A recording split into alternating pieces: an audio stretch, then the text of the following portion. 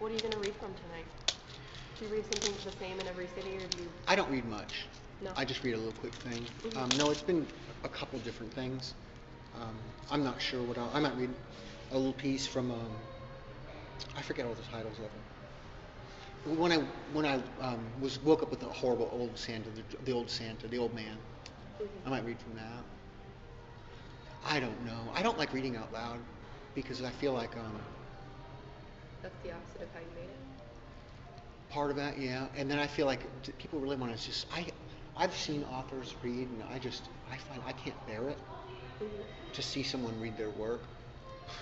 But some people really like to watch authors read, and I guess I have to really just respect that. So I just read very quickly, like, I don't know, 4 minutes, if that. But then I get to the audience and answer questions. But then that's when it always becomes interesting. To me, it becomes far more interesting, and I think even the audience thinks that's the most interesting part. Because I'm not one of those people that, sometimes it happens, it's not often, but someone will like test me, the whole fake memoirs thing that happened 100 years ago. There'll be people who want to do that, or who don't believe it. But I don't have a problem. I really don't. I used to be a secretive person, but I'm not now. I used to be. It goes with alcohol. But when I got rid of that, I kind of got rid of everything all at once, Like you can't, it's hard to be a secretive person and also be sober, because if you start to lie to yourself, you're going to be in trouble, I'm a private person, but that's different than secretive. I mean, I spend a lot of time alone, but that doesn't mean I've got all these off-topic or off-subject areas. So people are sometimes startled when they try to put me on the spot, to find that I don't mind being on the spot. Yeah. You can put me on the spot. That's okay. You're going to get an answer though. So it's always the audience is what makes it good. I mean, the audience is the reason I keep writing anyway. The books don't matter as much in terms of the artifact of the book itself. The novelty wears off. I mean, it's cool still, but it matters much less than it did. Writing matters, and then the people matter. The thing that's kind of awful is I never wrote any of my books to help people. I wish I had. I wish I did, because people constantly tell me what a help one or the other of them was. And while that's just the biggest compliment you can possibly pay another person, is that they've helped you, I felt awful taking that compliment, because I did not do it with that in mind. I did not do it. I mean, I wrote for myself because I needed to. I needed a roadmap or something. Otherwise I was going to go insane. So, but that, even though the connections I make with people are very quick, I mean, less than a minute, because I'm signing, they're intense, and there's more packed into that minute than you'd think you could pack. People can communicate an awful lot very quickly, even if all they're doing is looking at. It's a very strange, intense thing, and I guess I can see how some authors would find it draining. I don't find it. I find it the opposite. I've heard people sometimes say they'll feel bad because they'll have all the books, and it always makes me it always puzzles me how, like, have they had a bad experience? So I asked one of these media escort people that drag the authors around. They drag us around. Do some people just not sign all the books?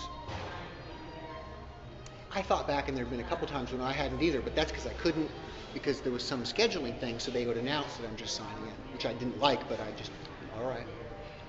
But in general, I mean, I'd sign anything people wanted me to sign, but apparently there's some authors that won't do that.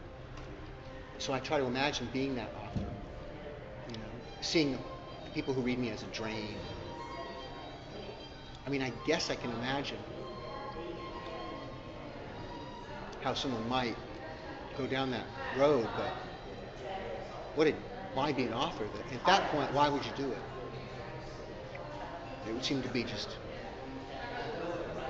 to me, the best part of it is the part I never even thought about. It's the part that It made me more human, for one thing. But I mean, if you just watch the news and read magazines, you'll believe a lot of what you're told. I did. I believed a lot of it. Oh, New York is so sophisticated, but Sheboygan, you wouldn't want to go there. Yeah, all these things, all these myths. Red state, blue state. Oh, they're evangelical Christian. They will hate this person. Oh, they won't like. All of that. It's not true. None of it's true. It's not true. It's really not true. I mean, I'm sure it's true to some degree here and there, but that's the main thing is that that these labels, are very, very misleading. Very misleading. We have far more in common than we do in our little boxes. Far more. Even if we're on militantly opposite sides of some spectrum or issue. And that's been fascinating. And it's given me comfort. I mean, it's like in this book at the end, I had this horrible flood, and my neighbor was a Christian woman. I mean, I liked her a lot before the flood, but I think I saw what that meant, her being a Christian. I think I saw that. I don't think I ever really knew. I'm not Christian. I never will be because I don't believe in anything. I don't believe there is or there isn't. I don't know. I'd love to know, but I don't know. But I'm not any kind of religion. I don't ever.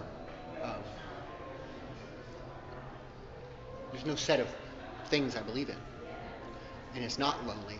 But she does, and she believes it fully. It's a real part of her,